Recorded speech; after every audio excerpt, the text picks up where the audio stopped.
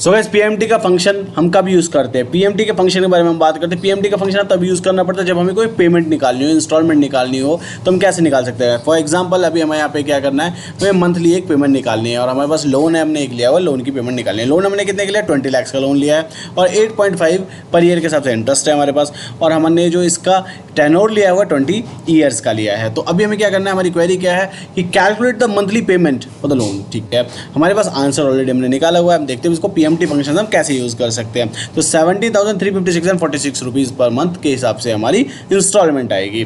तो अभी हमने कैसे कैलकुलेट किया, तो पीएमटी फंक्शन कैलकुलेट करने के लिए सबसे पहली बात हम जान लेते हैं, हमें 3 चीज़ें निकालनी पड़ेंगी, रेट, NPER एंड PV।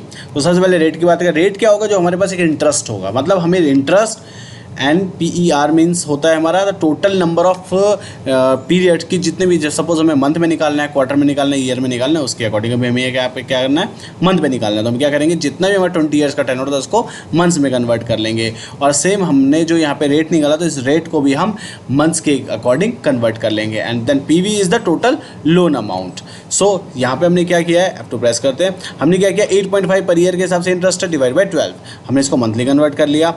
इसके बाद हमने NPER को हमने क्या किया, 20 ईयर्स मल्टीप्लाइड बाई 12, हमने इसको मंथ्स में कन्वर्ट कर लिया। ठीक है, तो हमारे पास ये दोनों आ गए, 20 लाख का हमारे पास लोन ही है। तो हमने सबसे फटाफट से जाते हैं, PMT का फंक्शन यूज़ करते हैं, is equals to PMT tab. हमसे सबसे पहले फॉर्मूला क्या पूछता है, rate is this one, rate comma NPER is this, then comma, then PV is this.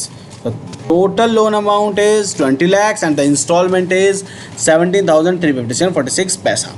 So based on this we can multiply this monthly installment amount with the 240. So 240 is our month. So हमारा जो total role की जो repayment रहेगी वो रहेगी 41,65,551.52 पैसा।